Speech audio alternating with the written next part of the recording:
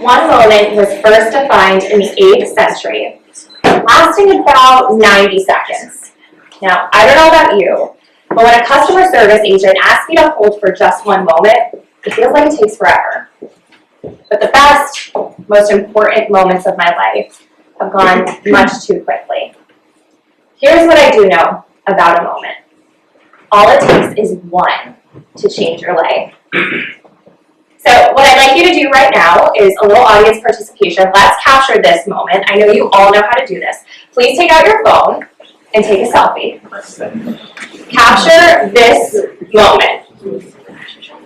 Who you are, where you are, what you're doing.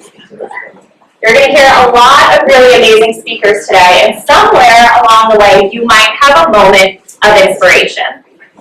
Thank you for participating. Now that you've taken your photo, I would like to share a photo with you of me in a moment where my life changed. Yeah, you can take it in. There's a lot to unpack here. And to really emphasize the point, let's just zoom in a little bit. Yeah, it's fine. You can laugh. It's totally okay. So now that I shared my photo with you, I hope we know we've established this rapport. We're on the same page here. Let's take it back.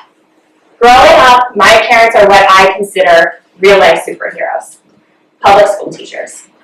And my daycare was getting to spend time every day with my grandparents who took care of me. They became my first friends, my best friends. And when I was in high school, my grandparents had both been hospitalized for different medical reasons. Their hospitalization went from 1 week to a month to a year. And I remember going to visit them in the hospital, and it was so cold, and it was so bright, and so clinical, and it didn't feel like home, and they couldn't be together. And like so many of us that face challenges like this, or other difficult situations, we can feel so helpless, when all we want to do is help. So I did what I try to do best to make people laugh. So I would do things like sneak in Christmas decorations, like full-size Christmas trees and jingle bells that you could hear down the hallway. I would sneak in their favorite fast foods that were definitely not on their approved dietary list. And I would go and visit them for all of the big moments in my life. And as my high school students know, usually your big moments are prom, formal, graduation. So I would walk around in the hospital looking like this. You could hear my high heels clicking down the hallway. You could see the sequins from a mile away. But what I noticed was that when I did that, I would see my grandparents go from being people that were hospitalized, patients, to being people again, my favorite people. My grandparents left us within 2 weeks of each other, after 65 years of marriage. And when I think about what our heart looks like, I literally imagine a heart that is a mosaic of all of the things that we love and the people we love.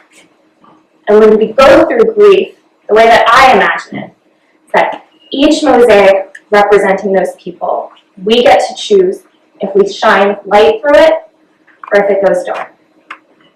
And I wanted to keep their life and their light shining through. So I came up with this idea. How could I replicate some of my favorite moments with my grandparents for other people? So I got that princess dress. And I started going to children's hospitals with some of the students here at the University of Mount St. Vincent. I went on our first hospital visit, and it was a 202-bed hospital. I thought I would be there for about an hour. But just this one little girl had me sitting on the floor singing the entirety of the Frozen soundtrack no less than 4 times. And my parents in this room know that that soundtrack is pretty long. But that was a moment that changed my life. This could be something. We could do something with this. And that one moment built into tons of moments, hundreds of moments, that turned into a movement. And we called it a moment of magic. And today we engage college students from across the country to serve children in their local community. And there were so many challenges along the way, so many great celebrations, so many difficult challenges. I had to work really hard because what I could see was that this was going to make a difference. This could be something. This is not me working hard. This is me trying to get Taylor Swift tickets, but honestly, it looks very similar, so you can just use the image here. But I knew that this mission in this organization was always so much bigger than me. I could help so many, but we could help so many more. So if I wanted to reach out to college students, what did I have to do? I had to get on social media. We had to share our story. So we had a video that we posted. We worked with this amazing news team and they filmed this documentary style video and we went to the hospital. That video went viral across the world. That video had people reaching out to us from everywhere, from LA to Ireland, asking to start a chapter. That video raised enough money that we were able to sustain and grow the organization. That video had almost 70 million views. That video was one that I almost asked to be taken down.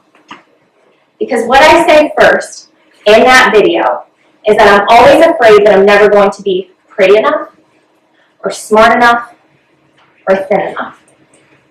That is the first thing that I say. I was 20 years old at the time, literally in that dorm room not too far from here. And what I realized, and was admitting to 70 million people without knowing it, was that I live at this really interesting intersection of constantly being too much, hence the outfit, and not enough.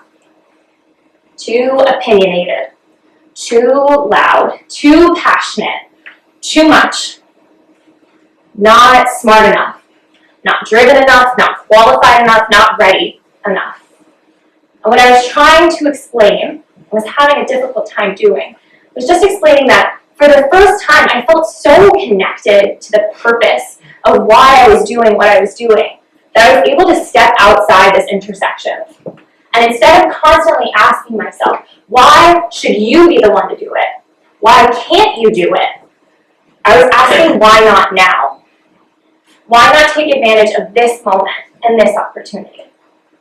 So I learned some things along the way, and in a moment of magic, I have learned that the most important, most life-changing moments that we receive are moments where we understand that things are not perfect. Cancer, food insecurity, the housing crisis, environmental challenges, those things aren't perfect. But what they do require from us is to understand that we have to do something. We have to respond to the challenges. And if we don't think that we can do it, we'll never do it. And if we're waiting for the moment to be perfect, and for ourselves to be perfect, we'll be waiting forever. So how do we take advantage of the moment while it's here? How do we decide that we can be bold and brazen and confident enough to make a difference? Well, I love alliteration, so I'm going to leave you with my 3 calls to action for you. When you have that moment in front of you, here's how you use it. 1, you connect to your purpose. Your purpose is your why. Your purpose might be the guiding mission in front of you, knowing that you want to take on this specific challenge because it's something that you faced or someone you love faced. Your purpose is your spark. Your passion is your flame.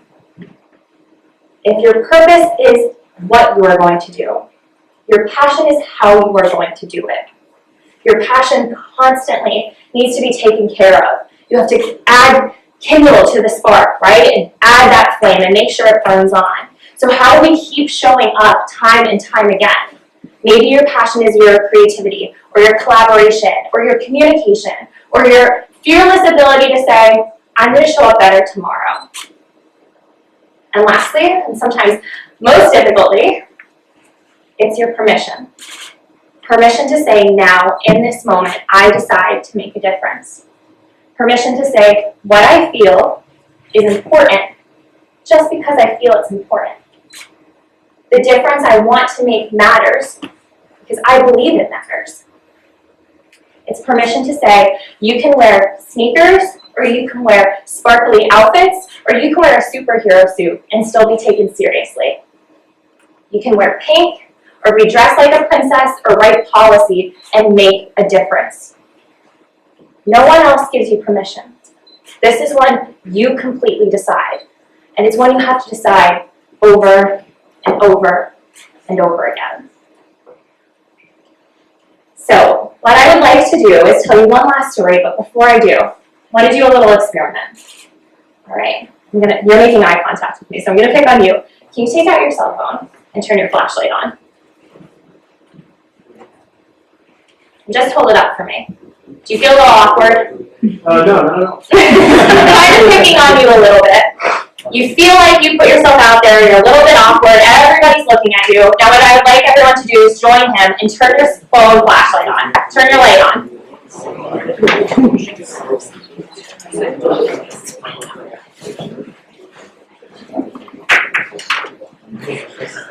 Not so awkward anymore, right?